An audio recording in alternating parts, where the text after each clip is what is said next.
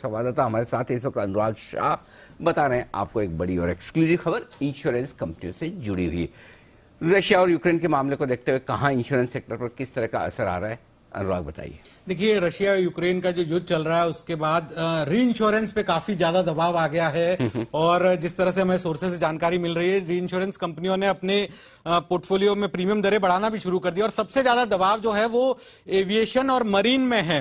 Marine के अंदर जो दरें हैं वो 0.05% तक बढ़ा दी गई है। हालांकि 0.05% हमें अभी छोटा दिख रहा हो, लेकिन जिस तरह से मरीन का प्रीमियम कैलकुलेट होता है ओवरऑल शिप कंसाइनमेंट के हिसाब से, तो ये भी काफी बड़ा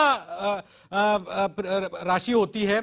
और एविएशन का प्रीमियम इसलिए बढ़ रहा है क्योंकि नो फ्लाइंग जोन है, वो काफी ज्यादा, उसकी जो कगार है काफी ज्यादा बढ़ गई है, तो इस वजह से वहां प्रीमियम में बढ़ोतरी हो रही है। इसको देखते हुए कई सारी इंश्योरेंस कंपनियों ने अपने कॉन्ट्रैक्ट रद्द कर दिए, क्योंकि उनके कॉन्ट्रैक्ट में कुछ क्लॉज होते हैं वॉर से जुड़े हुए, वो कॉन्ट्रैक्ट रद्द कर दिए। लेकिन अभी तक जो हमें सूत्रों से जानकारी मिली है उसके मुताबिक जीआईसी रे, जो भारत की री इंश्योरेंस कंपनी है, उनके द्वारा अभी तक कोई कॉन्ट्रैक्ट रद्द नहीं किए गए हैं। लेकिन जो दबाव आ रहा है वो काफी ज्यादा है और इसका जो असर है वो री इंश्योरेंस कंपनियों के साथ साथ जो जनरल इंश्योरेंस कंपनी है उन पे भी देखने को पड़ेगा, क्योंकि जब री इंश्योरेंस कंपनी अपना प्रीमियम बढ़ाती है तो जनरल इंश्योरेंस कंपनियां, उनको भी ज्यादा प्रीमियम देना पड़ता है और उसका जो पास ऑन है वो नॉर्मल प्रीमियम से होता है। तो आने वाले दिनों में हम देखेंगे इसमें और ज्यादा दबाव दिखेगा, क्योंकि जो कॉन्ट्रैक्ट रिन्यू होते हैं वो अप्रैल के आसपास होते हैं और वहां पर अभी से ही नोटिस देना शुरू कर दिए गए हैं कि दरों में कितनी बढ़ोतरी हो रही है।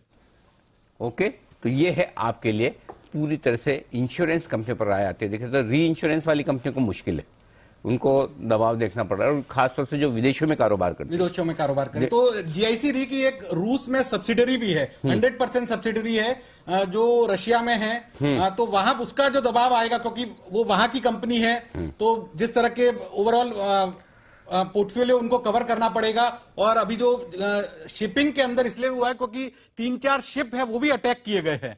अच्छा, तो वहां पर आया था ना वो एक बांग्लादेश की शिप के ऊपर गिर गया था, एस्टोनिया का भी एक शिप था। तो वहां पे भी अटैक किए गए हैं, तो इसलिए वहां जो मरीन का प्रीमियम है बहुत ज्यादा बढ़ गया है। और जो क्लॉजेज होते हैं उसमें यह होता है कि जब मरीन के अंदर जो पर्टिकुलर 5 पावरफुल देश है, जो अगर वो वॉर जोन में चले जाते हैं तो वहां का कंसाइनमेंट रद्द होकर उसको दूसरी जगह कहीं डाइवर्ट करना पड़ता है, तो उसकी ओवरऑल लागत जो है वो काफी बढ़ जाती है। तो इन सब चीजों को देखते हुए जो मरीन का और एविएशन का जो इंश्योरेंस प्रीमियम है, री इंश्योरेंस प्रीमियम है, वो काफी ज्यादा बढ़ रहा है। ओके, तो ये है आपके लिए पूरा एक्शन। वैसे आज सुबह हमने एचडीएफसी लाइफ की एमडी विभा पडलकर जी से बातचीत की थी। ये लाइफ इंश्योरेंस वाले स्टॉक भी सब गिर रहे हैं, तो हमने पूछा भाई कि क्या ऐसा कुछ आपको नुकसान होता है यूक्रेन रशिया, तो उन्होंने साहब बोला कुछ फर्क नहीं पड़ता, मतलब नहीं, फिर भी सब गिर रहे हैं, सब गिर रहे हैं। हाँ, तो आज सारे जैन साहब बिना वजह ही गिर रहे हैं, मार्केट के मूड के हिसाब से आप मान लें। वैसे आज जरूरत से ज्यादा गिरे हैं, तो कोई लाइफ इंश्योरेंस कंपनी पसंद है आपको पैसा लगाने के लिए?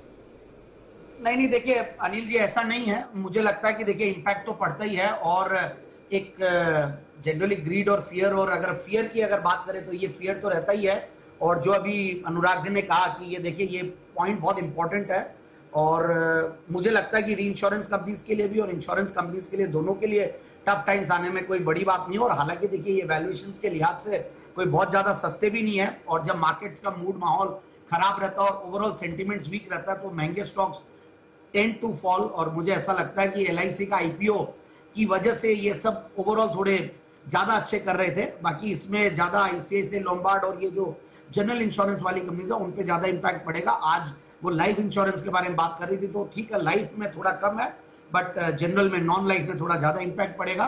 और मेरे हिसाब से गिरावट पे फिर भी खरीदारी का ही अपॉर्चुनिटीज ढूंढना चाहिए, क्योंकि ऑलरेडी बहुत करेक्टेड है ये सारे स्टॉक्स। ओके, तो ये है आपके लिए